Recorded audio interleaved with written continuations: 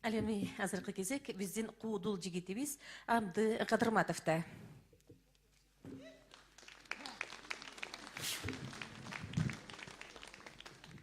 Концерт көргөн кандай жакшы, кандай рахат, өзүнчө бир кайфта турабы. Мынакей азыр бирок сиздер мындай кечеги бир жерге концерт койсок ушундай эли мага жаккан жок. Сиздер мына татынакай тынч ушундай жакшынакай отуруп атасыздар. Кечеги концертте ышкырып атат, кыйкырып атат, биягынан деле гүл беришип атат, биягынан деле гүл беришип атат. Кечеги концерт мага жаккан жок. Мына жакшынакай тынч отурса болот экен го. Мынакей саламатсыздарбы, урматтуу бүгүнкү Жаныш байкебиздин күйөрмандары деп койсок болот. Мына биз дагы ошо Жаныш акебиздин чачпагын көтөрүп барыбыз окуучулары келип калдык. Жаныш акебиз экөөбүз бир айылдан болобуз. Анткени Жаңы жол деген аксы жергесинде Жаңы жол айылында мен Жаныш акени 7-классынан бери билем да. Мектепке концерт коюп келгенде биз ушунчалык Жаныш Кочкоров дегенде сабак окубай концертине кетип калчубуз. Көрсө ошондо жаңы ырлары чыгып, жаңыдан чыгып жүргөн кез экен. Мынакей ошо чыгармачылык концертин берип атат. Мынакей мен негизи концерт коюп жүрүп, мына элге ушундай бир күлкү тартуулап жүрөбүз. Өзү негизи күлкү ден соолуктун мүлкү дейт. Канчалык адам көп күлсө ошончолук ден соолугуна жакшы экен да.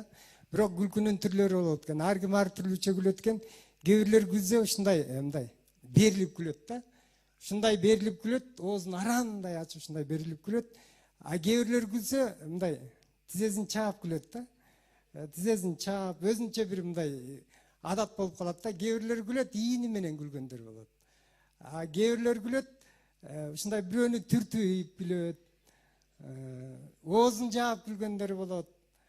Айрыкча мындай оозун жаап күлгөндөр бул кыздарда көбүрөөк кездешет да. А кээ бирлер күлөт, мындай менин бир жеңем бар, каткырып күлсө төшүм менен күлөт. Жо чында мындай ушундай балкылдайт да, балк деп ошо. Эгерде жылмайып койсо бир эле жолу болк деп коет болду. Жеңем жылмайып атат деп билип коебуз. Эми күлкүнүн түрлөрү бар да. Ушундай бир жаш келинчек дейт, концертке келип калыптыр дейт, сиздерге окшоп. Анан кайнатасы, кайненеси, жолдошу, бала чакасы менен катар бир рядка отуруп калган экен. Күлкүгө берилип кетип, каткырып күлүп атып, кайнатасын башка чабып алыптыр дейт. Эми күлкү ушундай алдырып коет экен да. Ушул бирок канчалык баягы концертке келебиз, артисттерди көрүп, артисттерди сыйлайбыз, өнөрдү сыйлайбыз. Билебиз, ошо артисттерди негизи баары эле жакшы көрүшөт да, бирок мен бир нерсеге түшүнбөйм да, ошо артисттерди кошуп сүйлөмөй бир адатыбыз бар да.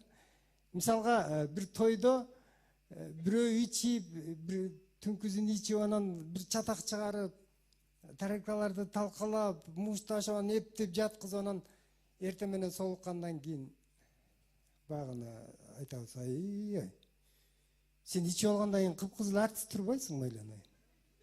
Түнү менен концерт койбодуңбу эле, эч кимди уктатпай? Мен ушу артисттерди кошуп сүйлөмөй адатыбыз бар, туура ушундай кездешет да. Бирөө машинени айдап өтүп кетип атса, айбей, мынага айбан кой өлөт, мына артист экен, кат айдап кетти. Деп ушундай артисттерди кошуп сүйлөмөй адатыбыз бар. Анан дагы мындай адат чыгарып атпыз. Мисалы, бир жакка барарда, болой тез чыгып, тойго барып келели. Артист көйнөгүн кийип чык деп, мындай. Ушундай адат кылышып алган да. Анан мисалы бир жакка кетип атсаң дагы, артисттер концерт коюп кетип атып, посттон өтүп баратсаң дагы гайлер токтотот, анан кийин артистсиңерби? Бара бергиле анда деп кой берет. Бирок командир кыйкырат, алда машинени эмне кой бердиң десе, булар артисттер экен, адам эмес, артисттер экен, кете берсин дегендей мамиле кылышат да. Бирок артисттерге келе беребиз, мындай өнөрлөрдү сыйлап деп келе беребиз да. Азыр өткөндө мен сиздерге азыр мен өзүм бир чыгармамды айтып берейин. Өткөндө кыргыз тил мындай кыргыз тилди өнүктүрүү боюнча бир концерт болду. Кыргыз тилден өткөн байлыгы жок экен. Мисалы, кыргыз тилинде бир эле тамгадан мен мисалы 200ге жакын сөз жазгам да. Мисалы, кайсы тамгадан айтып берейин? Б? Чыны билеп турбайсыздар өзү. Өткөндө ушинтип кайсы тамгадан айтып берейин десем, мягкий знактан айтып бериңиз дейт. Мягкий знактан болбойт экен. Мен мына 5 тамгадан жаздым, 5 тамгадан 200 сөздү жаздым да. Ушундай курап жазса болот экен, түшүнүктүү кылып. Ж-дан жаздым, Б-дан жаздым, анан Ч-дан жазгам. Бирок беркилерди кагаз түрүндө али жаттай элекмин да, кагаз түрүндө окуш керек. Азыр мен баштан баш жалаң өзүм айтып көнүп калган, Ч-дан айтып берейин. 198 сөз. Чаектик чилдебай, чаекке чөп чыкпай, чөп чапканы чаткалдын чокузуна чыгыптыр. Канча болду? Чаткалдын чокузуна чыкса, чымын чиркейлер чырылдайт. Чабалекей чымчыктар чырылдайт. Чегирткелер чырылдайт. Чаткалдын чокузуна чыгып, чапанын чечип, чылымын чегип, чөйүн чапты. Чапкан чөйүн чөмөлөлөдү. Чарчап чалыккан чилдебай чарчагандыктан чанаштагы чалапты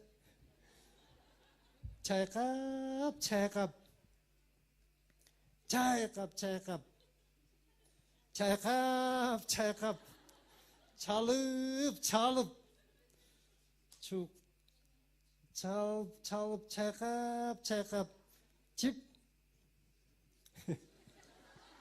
чарчагандыктан чалкасынан чыканактады. Через час чилдебайдын чатын чоң чаян чакты. Чын. Чыңырып чоочуган чилдебай чолоңдоп, чырмоокко чалынып, чычырканакка чалынып, четтеги чачыкейдин чатырына чакырым чуркады. Чыйпылыктаган чачыкей чилдебайдын чаян чаккан чатына чемодандагы чеснокту чаптаганда чилдебайың чимкириги чубалгыча чыңырды. Чын. Чыңырып чыдабагандыктан чачыкей чаптаган чесногун четке чыгарып, чайнектеги чайдын чамезин чачты. Чайдын чамезин чачканда чилдебай чебиштей чыңырды чиркин. Чын. Чыдабай чыйрыккандыктан чачыкей чөбүрөзүн чөлдөгү чалдарды чакыртканы чаптырды. Чардамга.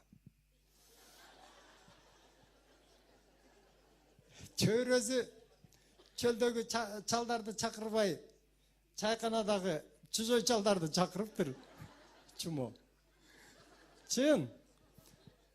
Чалдар чогулуп чаткалдын чокузуна чыгып, чаткалдын чокузундагы чыпыны чече албай, через чилдебайдын чурбанын чыгарды.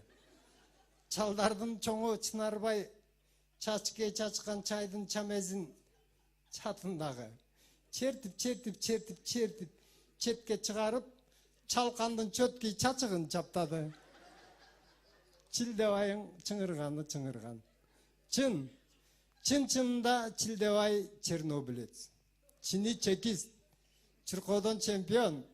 Чечнядагы чууга чыдаган, Чернобылдагы чууга чыдаган чилдебай чаяндын чакканына чымчым чыдабады.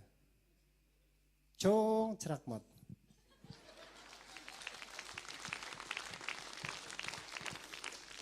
Чаппайсыңарбы? Чап.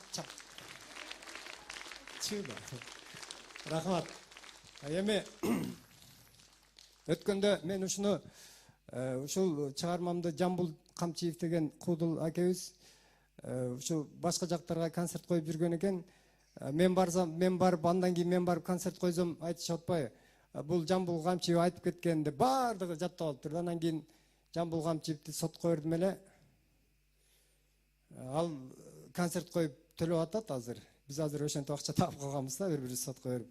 Автору сен деп айтып атам дейт. Анан кыжырым келип, Жамбулга дагы жазып койгом. 77-жылдары Жамбул жинди Жалал Абадтан Жаңы Жолго жылаңайлак келип жортуп жөө жөнөйт. Жөнөрдө жеңем жөнөтпөй, жалдырап, жалооруп, жалынып, жалынганына жибибей жөнөйт. Жаңы Жолго жетерде жолдошу Жаныбек жолугуп, Жамбулга 7 жумуртка жедиртпей, 70 жумуртка жедиртет. Жерин жеп, Жамбул жинденип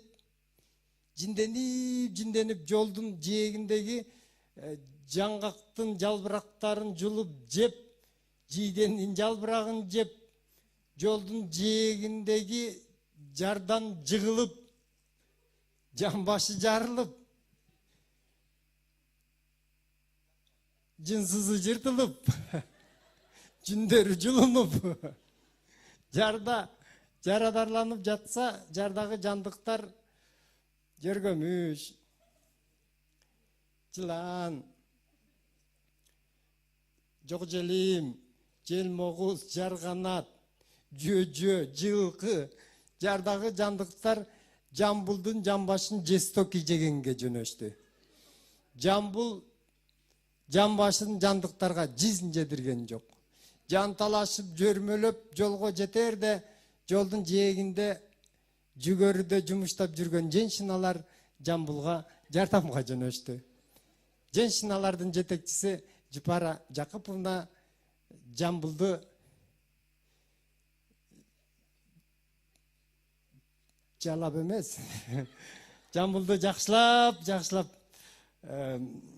жыргап Жамбулга жатышты.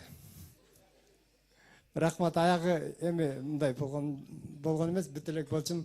Чоң рахмат. Мынакей дайым ушундай күлүп жүрүңүздөр.